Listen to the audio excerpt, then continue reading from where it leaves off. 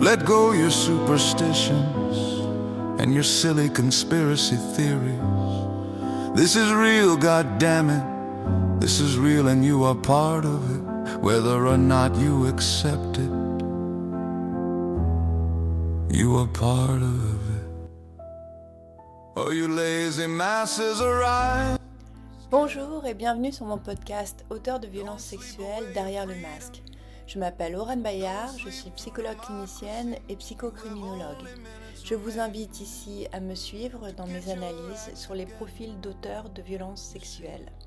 Vous écoutez le 6e épisode intitulé L'Empreneur. Alors c'est parti, on démarre tout de suite. For all goodness and grace, this may be the last fight we face. Only decency unites the human race. Only decency and love. Nothing below and nothing above, just love. Comme d'habitude, je démarre ce podcast par la lecture d'une situation que m'a partagée la victime. Nous sommes en 2011, quelque part en France. Une jeune femme de 18 ans rencontre un homme de 26, appelons-le Lorenzo. L'histoire démarre très vite avec cet homme qui se montre d'emblée très possessif, au point que la famille de la jeune fille s'inquiète. Après un an de relation, ils s'installent ensemble sous l'insistance de Lorenzo. Là, il réclame quotidiennement des rapports sexuels et si la jeune femme refuse, il marque sa désapprobation en se montrant désagréable et distant. Progressivement, elle se retrouve coupée de ses proches et accaparée par les attentes de Lorenzo. L'histoire va durer 4 ans. Concernant les violences sexuelles, la victime m'en fait ce récit qu'elle intitule « La honte », des années plus tard alors que le travail de psychothérapie est entamé depuis quelques mois. Voici son texte. Quand je pense à la honte, je pense à lui, aux choses que je me suis sentie obligée de faire. Ma plus grande honte était l'une d'entre elles. Parmi toutes les choses qu'il a progressivement imposées dans notre vie sexuelle, c'est celle qui m'a le plus atteinte, marquée. Une fois son emprise établie sur moi et mon corps, me posséder ne lui suffisait plus. Il voulait que cela se sache. Il voulait m'exhiber. Il a commencé par me parler d'expériences à plusieurs.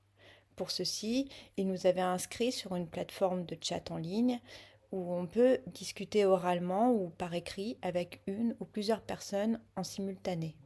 Une personne était partante pour se rencontrer.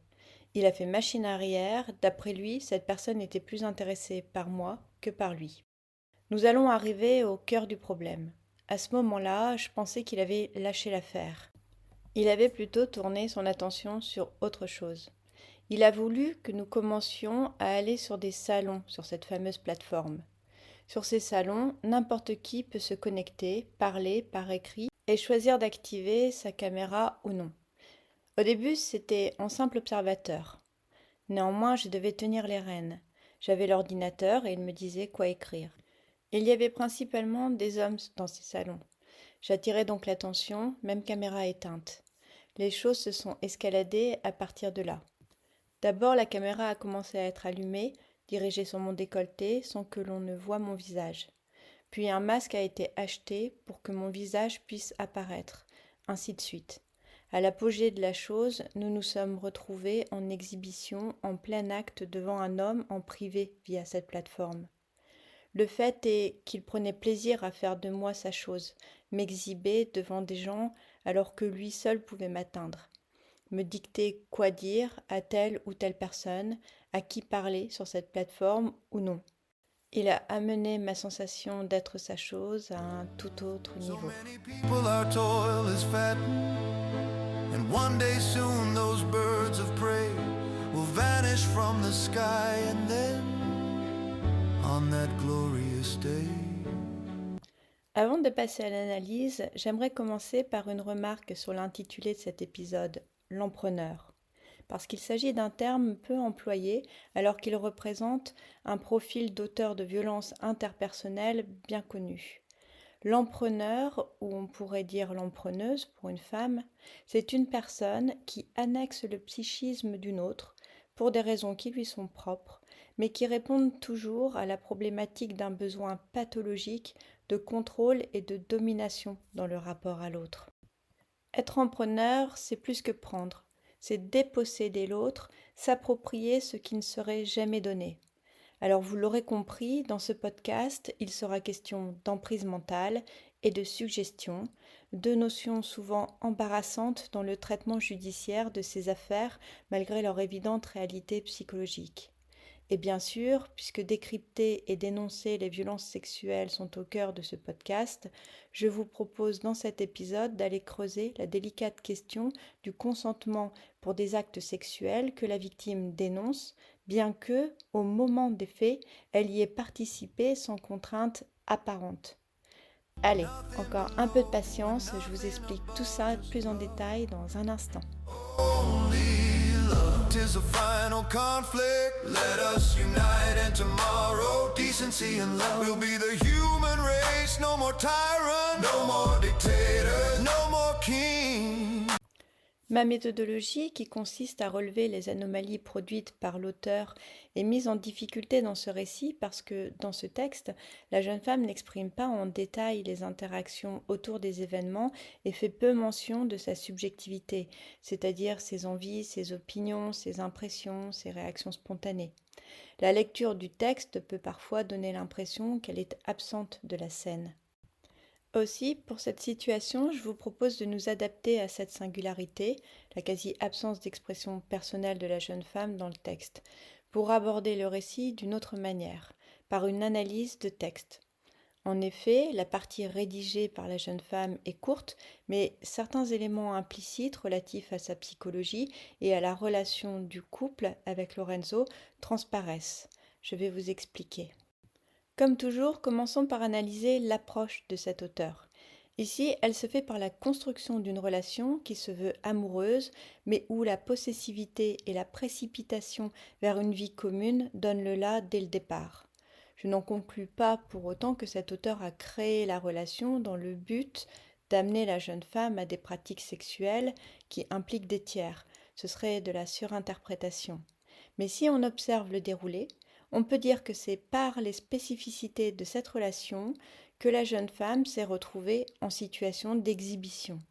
On peut donc considérer que le type de relation induit par l'auteur a tenu lieu de mode d'approche.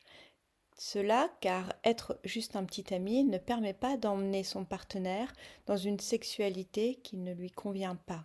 Le texte rédigé par la victime se concentre sur les violences sexuelles et ne relate qu'à peine la période de construction de la relation.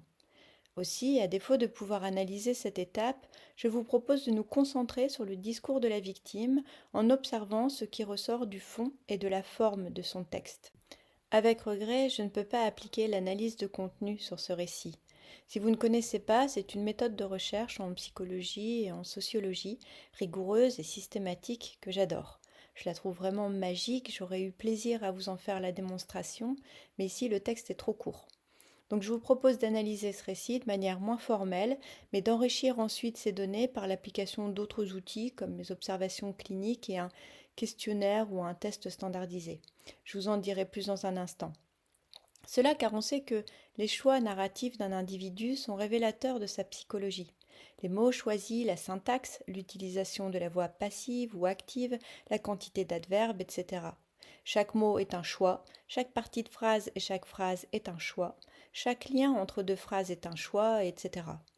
Donc les choix narratifs de la victime, sans doute pour l'essentiel convoqués de manière inconsciente, nous communiquent beaucoup d'informations sur les phénomènes psychologiques qui y sont associés.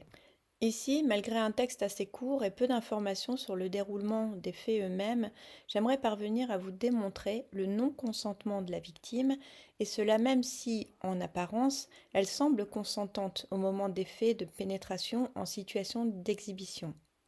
Sur le plan juridique, je ne sais pas quel chef d'accusation serait retenu. Avec mes mots, j'hésite entre deux options. La mise en exposition non consentie par un tiers à du voyeurisme, ce qui constituerait une agression sexuelle, donc un délit, c'est considéré comme moins grave qu'un viol. Ou si on peut retenir le viol, car il y a eu pénétration dans des circonstances où le consentement n'était pas libre. Je n'irai pas plus loin sur cette question car je ne suis pas juriste, mais si c'est votre cas, et que vous êtes au fait de la jurisprudence sur ce sujet, n'hésitez pas à laisser un commentaire pour nous partager vos connaissances. Pour ma part, en tant que psychocriminologue, il s'agit à l'évidence des deux. Agression sexuelle pour les exhibitions simples et d'un viol lors du coït final, sachant que dans les cas d'emprise mentale, la symptomatologie du trauma n'apparaît qu'à la sortie de l'emprise, avec chez la victime un discours et une perception qui resteront un long moment ambivalents. Cela car le processus peut prendre des années avant que la victime ne retrouve une pleine lucidité sur son ex-partenaire, l'empreneur, et les faits déroulés au cours de la relation d'emprise.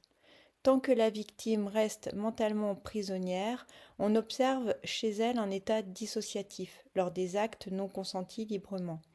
Elle peut se retrancher dans des pensées autres ou se focaliser sur une expérience sensorielle qui lui permet de s'extraire de la situation. Par exemple, le chant des oiseaux ou le bruit de la rue si la fenêtre est ouverte. Pour rappel, en France, je le précise puisque j'ai également la chance d'être écoutée sur d'autres continents, la loi sur le viol a évolué depuis le 6 novembre 2025. C'est tout récent. Elle s'est précisée en incluant et en définissant la notion de consentement. Depuis cette date, il y a viol en cas de pénétration si le consentement n'est pas libre et éclairé, spécifique, préalable et révocable. Alors, libre et éclairé signifie que la personne doit être en pleine possession de ses facultés intellectuelles. Spécifique se rapporte aux conditions et aux moments qui entourent la pénétration, ici la situation particulière d'exhibition lors du rapport sexuel. Préalable signifie que le consentement a été donné en amont temporel des faits pour exclure les effets de surprise. Et révocable se rapporte à la possibilité de s'extraire de la situation à tout moment ou de ne pas donner suite à une promesse. L'ajout des conditions de consentement me semble particulièrement pertinent. Cela devrait faciliter la démonstration du viol et limiter le flou. Mais il pourrait rester une difficulté dans les cas d'emprise. En effet, si on se contente d'observer la situation en surface, on ne peut pas dire que la victime a été neutralisée ou qu'elle est empêchée de réagir, puisque sans être droguée, elle participe elle-même à l'action. Par ailleurs, on peut relever que juste avant les faits, il n'y a pas eu de menace par arme ni verbalement, que les faits ne sont pas consécutifs à une attaque surprise, pas davantage à une contrainte physique ni à une ruse sur le moment. Et voilà le piège. Si on se contente d'observer la situation en surface, on ne peut pas déceler la violence sexuelle à laquelle la victime est ici exposée. Pourtant, l'enjeu est majeur, car si on se contente d'observer la situation en surface, on fait le jeu de l'empreneur. Ce dernier étant passé spécialiste dans l'art de faire passer des vessies pour des lanternes et dans sa capacité à détourner les failles du système, qu'ils soient affectifs, culturels ou juridiques. Cela pour se dégager d'avoir à endosser la moindre responsabilité. Imaginez également la violence supplémentaire pour la victime qui non seulement ne serait pas comprise, mais qui en plus serait accusée d'avoir consenti à quelque chose dont elle sort psychologiquement détruite. Si les procédures en justice parviennent plus facilement maintenant à identifier l'emprise et à la mettre en lien avec un consentement qui ne peut pas être libre et éclairé dans ce contexte, tout va bien. Sinon, j'aurais bien aimé ajouter 2 éléments à la définition du consentement et préciser qu'il doit être libre et éclairé, spécifique, préalable et révocable, et qu'il doit être donné sans condition d'échange ni chantage. Je sais, vous me direz que cela paraît redondant avec le qualificatif libre, mais évoquer explicitement le conditionnement à consentir pourrait déjouer plus facilement les situations de violence sexuelle sous emprise. Cela car l'empreneur peut encore, dans sa défense, chercher à créer la confusion entre les notions de compromis et celles de compromission. La première, le compromis, c'est un choix libre, un effort qu'on concède à son partenaire dans n'importe quel couple sain. Mais pas la seconde, la compromission, c'est autre chose et nous y reviendrons. Aussi, en creusant derrière les apparences, j'aimerais vous montrer que dans cette histoire, la victime ne peut pas être consentante telle que la loi définit le consentement, car il y a bien une contrainte qui entrave sa liberté de consentir, celle de l'emprise mentale. On parle de contrainte mentale. Dans cette histoire, c'est l'analyse de la dimension psychologique qui démontre que la victime est empêchée de poser ses propres limites. Pour elle, la contrainte se joue de manière sournoise. Son consentement est soutiré par un tour de passe-passe qui sert les intérêts de l'empreneur au détriment de ceux de la victime, qui ne peut sur le moment en prendre conscience. Là, on est donc sur le qualificatif du consentement éclairé. Pour démontrer l'absence d'un consentement libre et éclairé, procédons par étapes. D'abord, il faut définir ce qu'est l'emprise et la distinguer de la manipulation. L'emprise, c'est un état mental d'annihilation, heureusement réversible, qui est mis en place par un tiers par l'usage de divers procédés de manipulation au long cours. Son but est de créer un état de suggestion chez une personne au profit de celui ou celle qui en prend les commandes. C'est-à-dire que progressivement, même si les effets de l'emprise peuvent être visibles assez rapidement, à partir de quelques semaines seulement, la personne sous emprise est dépossédée de sa personnalité jusqu'à devenir l'instrument des désirs de l'empreneur. La manipulation, elle, correspond à une tentative d'influence à un moment donné. La personne qui manipule, sans chercher à créer une emprise, agit au coup par coup. Elle cherche à embrouiller l'autre pour atteindre un objectif inavouable, bien que précis et plus circonscrit dans le temps. Les différences essentielles entre la manipulation et l'emprise sont donc l'intention du manipulateur, le temps d'exposition aux manipulations et l'importance des dégâts psychologiques.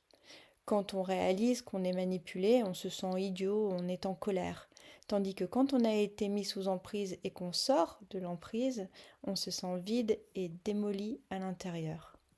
Bien, maintenant que ce cadre est posé, commençons par l'analyse du texte en tenant compte, bien sûr, de la consigne d'écriture que j'ai communiquée à la victime. Pour toutes celles et ceux qui m'écrivent, je tiens à ce que la consigne soit aussi peu contraignante que possible. Il faut que la personne se sente libre d'exprimer sans inhibition ni censure les faits, son ressenti et sa vision sur la situation. Dans ce cas précis, la jeune femme ne parvenait pas à évoquer, au cours de nos entretiens, les abus subis pendant cette relation, en dehors de la persistance d'un intense sentiment de honte. Je lui ai donc demandé: écrivez-moi le récit factuel et vos émotions autour de cet événement que vous associez à la honte. Vous êtes libre d'écrire la quantité et de la manière qui vous plaira. Je pense que j'ai dû donner un repère de 4 à 5 pages à 4 au maximum, mais sans interdire d'en écrire plus si besoin. Bien sûr, la jeune femme ne savait pas que je ferais une analyse de son texte puisque je ne le savais pas moi-même. Alors d'emblée, le choix de la victime de ne pas évoquer son vécu subjectif dans la description des événements m'a semblé très parlant. Cette narration, plutôt inhabituelle, d'ailleurs vous avez peut-être vous-même ressenti ou pensé quelque chose de singulier en écoutant ma lecture du texte. Eh bien cette narration me semble justement révélatrice d'une absence d'implication psychologique de la jeune femme dans les faits énoncés. Son point de vue personnel n'apparaît qu'en introduction quand elle dit: parmi toutes les choses qu'il a progressivement imposées dans notre vie sexuelle, c'est celle qui m'a le plus atteinte, marquée. Et en conclusion du texte, quand elle écrit: il a amené ma sensation d'être sa chose à un tout autre niveau. Remarquez au passage que sa sensation dépend de ce qu'en fait l'empreneur. Je ne sais pas pour vous, mais moi cette phrase m'a fait bizarre dès la première lecture. Pour dire la même chose, on aurait pu s'attendre à une autre formulation comme: j'ai fini par avoir l'impression d'être sa chose, j'ai fini par être submergé par l'impression d'être sa chose, ou ma sensation d'être sa chose avait atteint son paroxysme. Quand on parle de soi, on emploie le pronom personnel je le plus souvent, non ? Ici, la victime exprime malgré elle, à travers son récit, qu'elle agit sur la demande de Lorenzo, qu'elle s'exécute tel un automate, attitude caractéristique du vécu dissociatif. Elle est extérieure dans sa narration, comme elle est, au moment des faits, extérieure à la situation. La jeune femme n'est plus le sujet de l'action lorsqu'elle écrit: la caméra a commencé à être allumée, la caméra a été dirigée sur mon décolleté, un masque a été acheté. Nous relevons donc en premier lieu dans l'écriture une absence significative du sujet, voire une certaine forme de dépersonnalisation au moment de l'action. Ces éléments s'avèrent cohérents avec les effets de l'emprise. Ça, c'est un premier point. Si la jeune femme n'était pas aussi absente du récit, si on pouvait relever chez elle une forme de plaisir ou une part d'initiative, il pourrait s'agir d'une situation de couple normale, où chacun trouve son compte dans une sexualité exhibitionniste entre personnes consentantes. Mais les désirs et les limites agies et posées par le partenaire mettent en évidence un profil psychologique singulier où l'exhibition a deux fonctions qui visent un même objectif. Elle est le moyen de dominer toujours plus sa partenaire, car c'est lui qui dicte la conduite à tenir, chaque mot, chaque geste, chaque environnement virtuel. Et l'exhibition apparaît aussi comme le moyen de dominer les autres hommes dans une mise en rivalité où il est le seul à toucher, à décider. On peut penser que dans sa tête, il doit se réjouir, voire jouir, d'être celui qui frustre les autres, celui qui inspire de l'envie. Les deux conjugués, domination de sa partenaire et du public masculin, lui permettent d'atteindre son objectif, un éprouvé de toute puissance. Pour en revenir à l'emprise, si pour cet auteur l'autre doit être possédé, c'est qu'il n'est pas considéré comme une altérité, mais comme une chose qui s'inscrit dans le prolongement de lui-même, une partie de lui dont il dispose. D'ailleurs, la jeune femme écrit « À ce moment-là, je pensais qu'il avait lâché l'affaire ». C'est le seul commentaire personnel introduit au cours de la description des événements. Cette formulation, qui ne laisse toujours pas émerger explicitement un sentiment chez elle, en l'occurrence le soulagement, indique toutefois très nettement qu'elle ne peut pas elle-même se dégager des intentions de son conjoint.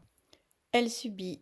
Or, si elle ne peut pas se dégager elle-même d'une chose qu'elle ne désire pas, c'est bien qu'elle est sous contrainte. Ça, c'est un deuxième point. Autre indication qui ressort de ce récit, ce sont les éléments relatifs au pouvoir. Le pouvoir non pas dans le sens du champ des possibles, mais dans celui de la domination. Quelques termes y faisant référence mettent en évidence une répartition systématique des rôles où la jeune femme est soumise tandis que son partenaire dirige. Quand lui est force de proposition, elle ne prend pas d'initiative, elle ne pose pas de limites, elle ne valide rien. Certains pourraient ici penser « Oui, mais c'est un peu facile de charger l'autre, il suffit de l'écrire ». En effet, mais à l'évidence ici, la jeune femme ne triche pas. Elle n'est pas dans la victimisation, car elle ne dissimule pas qu'elle ne s'est opposée à rien.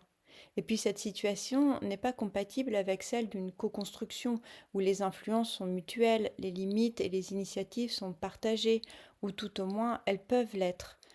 Auquel cas, l'un et l'autre des partenaires n'est pas enfermé dans un rôle limitant. À noter que la jeune femme n'utilise jamais le mot ou le verbe pouvoir lui-même les concernant, à l'exception de cette phrase descriptive en toute fin de récit qui évoque le coït sous exhibition, celle qui met en lumière la gratification sexuelle recherchée par cet auteur. Lui seul peut m'atteindre, mais nous y reviendrons. Le champ lexical du pouvoir comprend 6 termes pour parler de lui. Il m'a imposé, me posséder, son emprise, il a voulu, lui seul peut m'atteindre et me dicter. Ce sont des termes qui se rapportent à la notion de propriété. Et j'en relève 5 lorsque la victime évoque sa propre situation, me sentir obligée, je devais, tenir les rênes, faire de moi sa chose et être sa chose. Il est ici question de devoir. 11 mots sur 348, soit 3,16%. Bien sûr, la mesure chiffrée est ici non signifiante, mais l'intérêt n'est pas dans les données quantitatives, il est dans la mise en évidence d'une opposition. Les termes employés par la jeune femme évoquent un pouvoir qu'elle subit et qui la met en devoir vis-à-vis de Lorenzo ou des voyeurs, quand Lorenzo, lui, est décrit dans l'application du pouvoir. Ça, c'est un troisième point pour attester de l'emprise, car c'est toujours une anomalie d'évoquer la question du pouvoir, dans le sens de la domination, dans un couple. Cette entité, le couple, est constitué de 2 personnes qui ont construit une entente qui ne leur impose jamais d'adopter des comportements qui pourraient les blesser. Chacun peut librement exprimer ses limites et ensemble seront discutées des propositions de compromis qui respectent les limites de chacun. Si cette règle n'est pas à l'œuvre dans votre couple, je vous invite à le questionner. Manifestement, il y a un problème car le compromis banal dans un couple où chacun à son tour peut concéder un petit effort pour l'autre n'est pas la compromission. qui, elle, est le fait de s'exposer soi-même à un préjudice ou à mettre en péril sa réputation pour accéder aux demandes du partenaire. La compromission signe une situation de chantage, de menace ou d'emprise. En conclusion sur ce point d'analyse, la quasi-absence du vécu subjectif dans son récit, la contrainte implicite qui pèse sur elle, le fonctionnement psychologique possessif et annihilant de son partenaire dans la relation, et les éléments du texte relatifs à des rapports de pouvoir confirment la pertinence d'évaluer dans quelle mesure cette jeune femme présente les caractéristiques d'une personne assujettie à une relation d'emprise mentale. Dans ce cas, il faudra considérer que l'emprise tient lieu de mode d'approche dans le cadre des violences sexuelles et que, par ailleurs, elle annule l'étape de l'attaque, car les faits surviennent dans la continuité d'un processus d'aliénation. À ce stade, un zoom sur le phénomène de l'emprise mentale devient nécessaire. Elle commence par l'admiration qu'une personne éprouve pour une autre, ce qui la rend particulièrement perméable à cette personne, en même temps que, par contraste, elle se met à douter d'elle-même. Cet état d'admiration peut être facilité par une différence d'âge, de statut social ou la mise en avant d'une compétence ou d'une qualité qui paraît hors du commun, comme un côté rebelle, une brillante réussite intellectuelle, des compétences reconnues dans un domaine, une posture particulièrement paternelle ou maternelle, ou encore une certaine forme de renommée, par exemple. Mais cela ne suffit pas. Il faut aussi que la personne admirée veuille mettre l'autre sous emprise, car il s'agit d'une démarche volontaire et consciente. Point qui est toujours le plus compliqué à faire admettre aux victimes en psychothérapie, car elles se sont persuadées, envers et contre toutes les évidences, que dans le fond leur empreneur est quelqu'un de gentil, de fragile même. Elles sont pleines de compassion pour lui ou pour elle, et lui trouvent toutes les excuses pour ne pas avoir à admettre qu'il les a abusées. Aussi l'empreneur, qui peut évidemment être une femme, doit vis-à-vis de sa victime faire croire à la grande histoire d'amour, rare et exceptionnelle, en usant de superlatifs et de comportements un peu fous. Ces éléments qui impressionnent la personne ciblée sont volontairement mis en avant, voire exagérés, par celui qui cherche à mettre l'autre sous emprise. Et c'est bien le cas dans notre situation où la différence d'âge crée un ascendant sur la victime. Maintenant, pour préciser de manière plus rigoureuse l'emprise mentale, je vous propose de nous appuyer sur la définition proposée par la Direction de la protection judiciaire de la jeunesse en 2016. L'emprise se caractérise par la mise en œuvre de pressions ou de techniques ayant pour but ou pour effet de créer, de maintenir ou d'exploiter chez une personne un état de suggestion psychologique ou physique. Je pense que le terme exploiter est vraiment important. C'est à l'origine de dommages pour cette personne ou pour la société. Ensuite, la PJJ propose une liste de 9 indicateurs que je vais vous partager tout de suite. Et si 5 de ces éléments sont identifiés, on pourra dire que la personne est sous emprise. Alors attention, je vous précise que chacun des points que je vais citer maintenant est une conséquence de l'emprise et non une faiblesse individuelle préexistante qui prédestinerait une personne à être mise sous emprise. Donc premier point suggéré par la PJJ, une rupture imposée dans le rapport à soi et au monde antérieur. L'empreneur provoque des changements, des ruptures dans les comportements, les conduites, les jugements, les valeurs, les relations. Des repères antérieurs sont occultés. Dans ces situations, le plus souvent, l'entourage vient alerter la personne sur le fait qu'il ne la reconnaisse plus, qu'elle a changé. Mais il est rare qu'elle en tienne compte, car elle peut déjà être dépendante de son empreneur. Alors l'entourage va progressivement s'éloigner, car la relation n'est plus ce qu'elle était, et surtout parce que l'empreneur déplaît à l'entourage, en tout cas lorsque cet entourage est équilibré. Ce point semble validé par des éléments dans l'introduction. La famille qui s'inquiète, la précipitation pour s'installer ensemble, situation qui produit une rupture avec l'environnement de départ de la jeune femme. Deuxième point, acceptation d'être modelé dans sa personnalité, sa vie affective, cognitive, donc dans sa manière de penser, relationnelle, morale et sociale, par des suggestions, des injonctions, des ordres, des idées, des principes, des valeurs, des doctrines imposées par un tiers, enfin imposées par l'empreneur. Et c'est le cas ici. La définition de ce point devrait aussi préciser dans la vie sexuelle. La victime a bien été modelée à s'impliquer dans la sexualité particulière de Lorenzo. Troisième point, adhésion et allégeance inconditionnelle, affective, comportementale, intellectuelle, morale et sociale à une personne ou à un groupe. Ceci entraîne une loyauté exigeante, une obéissance absolue, une crainte et une acceptation des sanctions, une impossibilité à croire possible un retour à un mode de vie antérieur, puisque le présent est imposé comme seul légitime. On ne retiendra pas ce point puisque nous n'avons pas assez d'informations pour nous prononcer. Quatrième point, la mise à disposition complète, progressive et extensive de sa vie à une personne ou une institution. Ici, c'est le cas avec le qualificatif complète qui renvoie jusqu'à l'intimité sexuelle. Cinquième point, une sensibilité accrue avec le temps aux idées, aux principes, aux prescriptions, aux injonctions et aux ordres de la personne ou du groupe qui a servi. C'est vrai qu'ici, on voit une escalade des comportements d'exhibitionnisme, mais on ne peut pas valider la question d'une sensibilité accrue chez la victime puisqu'elle s'exprime pas suffisamment sur un mode subjectif. Sixième point, dépossession des compétences de la personne par une anesthésie affective, une altération du jugement, une perte des repères, des valeurs et du sens critique. C'est le cas ici où la victime ne participe plus à définir ce qui lui convient et ce qui ne lui convient pas. Septième point, altération de la liberté de choix qui peuvent devenir irrationnelles, voire préjudiciables. C'est de nouveau le cas ici car la jeune femme n'a pas elle-même de fantasme d'exhibition. Huitième point, imperméabilité aux avis, attitudes, valeurs de l'extérieur, avec impossibilité de se remettre en cause et de promouvoir un changement. On ne peut pas se prononcer sur ce point qui n'est pas abordé dans le récit. Et enfin, sixième et dernier point, induction et réalisation d'actes gravement préjudiciables à la personne, actes qui antérieurement ne faisaient pas partie de la vie du sujet. C'est évidemment le cas ici, la jeune femme n'avait jamais vécu d'expérience sexuelle impliquant des tiers et ne l'a jamais souhaité elle-même. Alors voilà, malgré une narration parcellaire, la présence de 6 des 9 éléments caractéristiques de la relation d'emprise apparaissent validés, les points 1, 2, 4, 6, 7 et 9. Et on peut pressentir la très forte probabilité que d'autres puissent être retenus.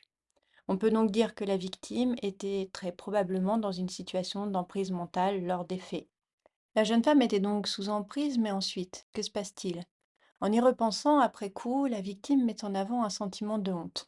Alors prenons un instant pour décrypter cette émotion, la honte. Elle est éprouvée dans deux circonstances. Lorsqu'une personne se reproche de ne pas être à la hauteur, ici elle pourrait penser ne pas être à la hauteur pour se protéger elle-même, ou lorsqu'elle a été dégradée, humiliée par autrui, sans s'être défendue, sans révolte, sans refus. Je précise qu'il s'agit de l'interprétation que la jeune femme porte sur elle-même. Elle se reproche de ne pas s'être défendue. Il y a donc du reproche envers soi-même dans la honte. Et en effet, la douleur extrême qui émerge à la sortie de l'emprise est celle d'une mise en miroir de la victime sur elle-même qui découvre un champ de ruines associé à l'idée d'en être personnellement responsable. D'où l'importance que l'emprise soit reconnue par l'institution judiciaire. C'est elle qui, en reconnaissant la contrainte, aidera le mieux à soigner la honte. L'enjeu est de taille car cette souffrance peut être si grande que parfois, au bord de parvenir à sortir de la relation d'emprise, la victime décide pourtant d'y retourner pour échapper à ce rapport impossible avec une image d'elle trop dégradée. Ainsi, plus une personne reste longtemps prisonnière de l'emprise, plus dur sera le fait d'en sortir. Il faudra des circonstances souvent dramatiques ou exceptionnelles, comme l'intervention des services sociaux, la souffrance des enfants, la mise en précarité, la survenue de violences physiques ou d'une maltraitance de trop, pour enfin permettre à la victime de se révolter. En fait, il faut que plane la menace de quelque chose de pire que la vision que la victime a d'elle-même pour s'en sortir. Quoi qu'il en soit, dans le quotidien de l'emprise, il est impossible à la personne assujettie d'imposer ses propres limites puisqu'elles sont abolies au profit des besoins de l'empreneur. L'emprise, c'est la mort du sujet pensant. Aussi faut-il le rappeler, ce qu'une personne fait sous emprise appartient à l'intention de celui qui la manipule. En conséquence, cette jeune femme sous emprise a fait tout ce que l'empreneur désirait, comme un automate. Sa psychologie propre est paralysée par un état dissociatif qui l'empêche sur le moment de prendre pleinement conscience de l'atteinte dévastatrice des actes imposés à sa personne et à son corps. Sa participation au fait d'exhibition ne peut être confondue avec un choix relevant du libre arbitre et en cela, elle est victime de violences sexuelles.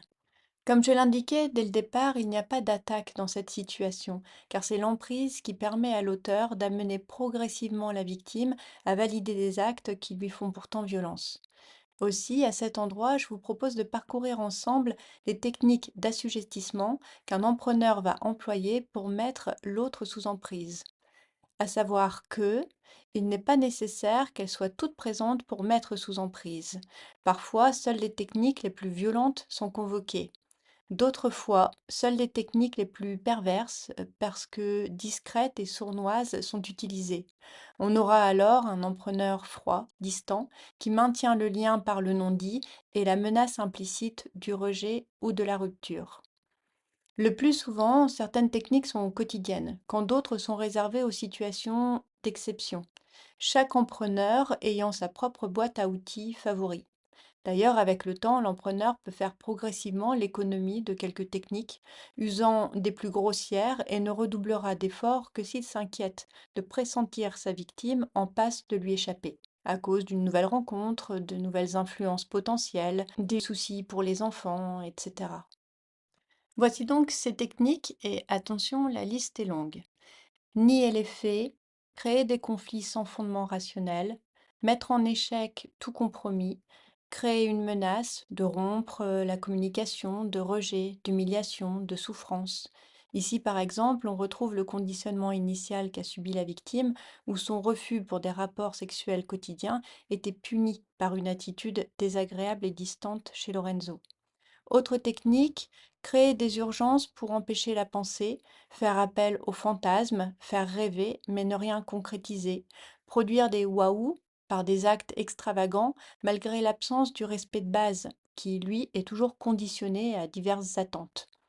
Empêcher de dormir, isoler la victime de ses proches, maintenir une relation unilatérale de pouvoir dans toute décision, dévaloriser, blâmer, humilier, harceler, exiger plutôt que demander, retourner les situations en leur contraire, par exemple la victime est pointée comme l'agresseur, se déresponsabiliser, surveiller, demander des comptes, se victimiser, faire violence physiquement, économiquement, administrativement, par exemple confisquer les papiers officiels ou les mots de passe pour accéder aux différents comptes, faire violence sexuellement ou via les espaces numériques ou sur le rôle parental. Si vous êtes concerné, si vous identifiez que vous subissez de telles manœuvres, même juste quelques-unes, même juste une seule, je vous invite à aller creuser cette question en réécoutant ce podcast ou en visitant toute autre source sur la violence conjugale. Allez, maintenant, voici ce qu'on peut conclure sur la gratification sexuelle de cet auteur, son profil psychocriminologique. D'abord, la dimension exhibitionniste. Manifestement, exhiber le corps de sa compagne dans un espace virtuel dédié aux rencontres à caractère sexuel agit sur lui comme un excitant. Il est important ici de relever que l'exhibition donne l'apparence d'impliquer le consentement de la jeune femme et s'adresse à des hommes intéressés, car ces circonstances distinguent cet auteur de l'exhibitionnisme paraphilique.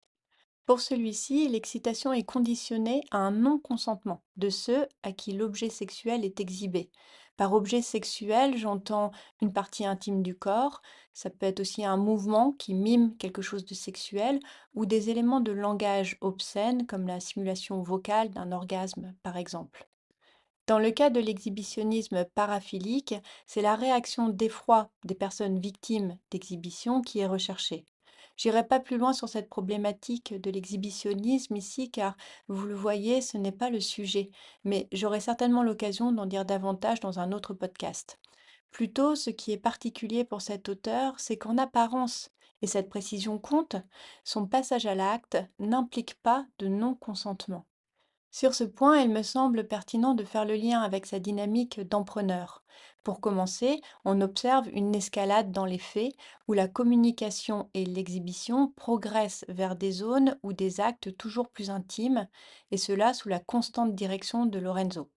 D'abord écrire des mots, puis les dire, puis afficher le décolleté, puis le visage masqué, puis tout le corps apparent, et enfin en situation de coït. L'exhibition devient aussi de plus en plus compromettante pour la jeune femme, car à la fin, le coït se fera visage apparent. Mais cette progression ne signifie pas que la situation lui échappe, au contraire, elle est révélatrice d'une obsession du contrôle. Cet auteur définit lui-même les étapes et le moment de les franchir. Et bien que la scène d'exhibition finale se fasse à visage découvert, le risque d'être reconnu et identifié est contenu par la privatisation du salon virtuel. On peut aussi penser que cette évolution graduelle a permis à cet auteur d'amenuiser la capacité de sa partenaire à s'opposer, car si elle a accepté l'étape précédente, elle peut sans doute faire plus facilement le pas suivant, et ainsi de suite, on progresse dans l'exhibition. Aussi, avant tout, Lorenzo contrôle, comme tous les empreneurs ou empreneuses.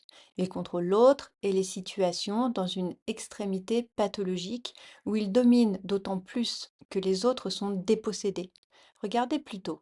Sa compagne est dépossédée d'un consentement libre et de la moindre initiative personnelle dans un scénario tout entier dicté par Lorenzo. Et les voyeurs sont dépossédés dans le sens où on agite devant eux un objet de désir qu'ils ne pourront pas approcher. Ils peuvent voir sans toucher, car l'objectif est certainement de provoquer chez eux la frustration. Son plaisir est possiblement de s'imaginer les hommes spectateurs frustrés de le voir, lui, posséder ce que eux désirent. Cela les place en situation d'infériorité quand lui domine, profite, dirige. Tout comme je vous expliquais tout à l'heure que Lorenzo n'est pas un exhibitionniste paraphilique, ces hommes ne sont pas des voyeurs dans le sens de la paraphilie. Un voyeur, c'est une personne dont l'excitation sexuelle résulte du fait de voir ce qui ne veut pas être montré. Il y a une dimension nécessaire de non-consentement dans la paraphilie. Or, les hommes présents sur ces chats ou dans ces salons virtuels veulent voir ce qui veut être montré. Il est possible que ces hommes cherchent surtout de quoi stimuler leur envie sexuelle au travers d'échanges qui les impliquent, même si la rencontre reste virtuelle. Et pour cet auteur, il s'agit sans doute là d'un public idéal, car possiblement frustré. Et c'est cette frustration qui va apporter à Lorenzo l'éprouvé qu'il recherche. Souvenez-vous, il a bien été question à un moment de rencontrer un homme pour un rapport en réel. Mais Lorenzo a fait marche arrière, car il lui semblait que dans ces circonstances, lui serait éclipsé de la scène, l'attention de l'invité étant supposément amenée à se tourner de préférence vers la jeune femme. Donc cette situation où il n'est pas au centre ne lui convient pas. On peut envisager qu'il ait eu peur de perdre l'ascendant sur la victime en laissant un rival l'approcher de trop près. Mais à partir de l'ensemble des éléments observables, je pencherai plutôt vers l'idée que Lorenzo a pu considérer que cette situation ne serait pas assez génératrice de frustration pour l'invité, puisqu'il pourrait lui-même être acteur auprès de la jeune femme. D'ailleurs, Lorenzo a pu penser qu'au contraire, cette situation risquait d'éteindre la frustration de ce dernier. Or, sans frustration d'un tiers masculin, pas de sentiment de domination, pas d'éprouvé de supériorité possible. Cela pourrait expliquer pourquoi Lorenzo a redirigé les passages à l'acte vers sa zone de gratification sexuelle, le virtuel plus enclin à préserver la frustration des tiers observateurs. Cependant, en même temps que cet auteur contrôle, une chose de sa psychologie lui échappe. Il lui en faut toujours plus de ce sentiment de domination dont son équilibre psychologique dépend. L'empreneur éprouve le besoin constant d'être rassuré sur le fait qu'il contrôle les autres, qu'il les domine, parce que cela éteint la menace que ces autres représentent pour lui. Il peut penser, tant que je domine, l'autre ne peut pas m'atteindre. Il n'existe donc pas d'autre posture chez ce type de personnalité que celle du pouvoir. Or, pour être rassuré d'avoir le pouvoir sur l'autre, il faut l'agir sans cesse, un peu comme une vérification compulsive pour s'assurer qu'il est toujours celui qui commande. Évidemment, si on reste bien tranquillement, sans rien faire ni rien demander, comment savoir si l'autre nous est toujours soumis, si l'autre nous craint? Maintenir son pouvoir nécessite donc de rappeler sans cesse la menace. Ce fonctionnement est caractéristique dans la violence conjugale, familiale, où le partenaire maltraité peut faire tout au mieux pour satisfaire celui qui tyrannise. Des crises soudaines et injustifiées se présenteront encore et encore. Ici aussi, à l'évidence, Lorenzo ne connaît pas d'autre manière d'être en relation. Soit il domine, soit il est en représentation face à des tiers auprès de qui il affiche un faux self pour camoufler son fonctionnement naturel d'empreneur. C'est un personnage clivé. Dans ce fonctionnement compulsif et évolutif, les abus deviennent de plus en plus graves, avec une escalade inévitable de la violence. Ainsi, sur ce type de profil, si la victime finit par ne plus pouvoir lutter ou si elle est choisie avec déjà une très faible capacité à se défendre, comme une personne handicapée, déficiente intellectuelle, démente, le déchaînement de violence pour éprouver le pouvoir de domination peut finir par atteindre le stade de la torture physique et psychologique, voire la mise à mort. Bon, heureusement, toutes les personnes qui créent une emprise n'en arrivent pas là. Gardez cependant en tête que sont identifiés comme facteurs aggravants de maltraitance et d'exploitation de l'autre le niveau de perversité de l'auteur, donc sa jouissance à faire souffrir, ce qui n'est pas forcément le cas ici, le niveau de vulnérabilité de la victime et la durée de la relation d'emprise qui peut enclencher un mécanisme addictif chez l'empreneur où l'assujettissement apparent ne suffit pas. Il lui faut sans cesse renouveler les violences pour constater le maintien de sa domination et le shoot émotionnel qu'il y puise pour se rééquilibrer psychiquement lui-même. Ici, plus spécifiquement sur la dimension sexuelle, la recherche du pouvoir est double. Elle s'exerce sur sa partenaire, qu'il manipule comme un pantin, et vis-à-vis des autres hommes, ceux qui sont invités à entrer dans l'intimité du couple. Il a besoin qu'il le jalouse et qu'il soit frustré, ce qui est, nous l'avons vu, une manière de les dominer. La rivalité se révèle aussi dans sa peur d'être dépossédé de son objet par un autre, raison pour laquelle les passages à l'acte restent virtuels. Les hommes sont pour lui des rivaux, donc des individus avec qui se joue une question de pouvoir et de réassurance. Dans sa masculinité, il est soit dominant, soit dominé. Pour lui, sur cette question, tout se joue dans la possession et l'exploitation sexuelle de la femme. En termes de dangerosité, l'auteur est certainement récidiviste, car ses passages à l'acte sont indissociables de sa dynamique relationnelle de couple. Il est psychologiquement structuré d'une telle manière qu'il ne me semble pas envisageable que cet auteur puisse un jour s'inscrire dans une relation amoureuse respectueuse. Cela n'aurait non seulement aucun intérêt pour lui, mais en plus, cela lui serait d'une extrême pénibilité de devoir simuler le respect et l'intérêt pour la sensibilité de l'autre.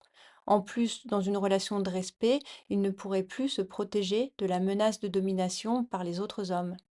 Cependant, dans certaines circonstances exceptionnelles, circonscrites dans le temps, si c'était son intérêt, comme une surveillance judiciaire ou une nouvelle rencontre, il pourrait sans doute simuler d'être un potentiel bon partenaire. Je pense toutefois que sa dimension Rise up for your possessive, life, contrôlante et because envahissante reason sera is vite irrevocable, perceptible. and chaos now thunders at the end of the American experiment. Let go your superstitions and your silly conspiracy theories. This is real, goddammit. This is real and you are part of it. Whether or not you accept it, you are part of it. À noter pour conclure sur l'analyse, l'emprise n'est pas toujours destinée à aboutir à des violences sexuelles comme c'est le cas ici. Elle peut être mise en place pour d'autres raisons, de confort, économique, pratique, administrative, d'apparence sociale, par intérêt de carrière, etc. À chaque empreneur son objectif ou ses objectifs. Car au-delà de leur stratégie d'emprise, les empreneurs n'ont entre eux qu'un point commun, un égotisme sans limite. Dans cette situation encore, ces violences sexuelles n'ont pas été rapportées aux autorités.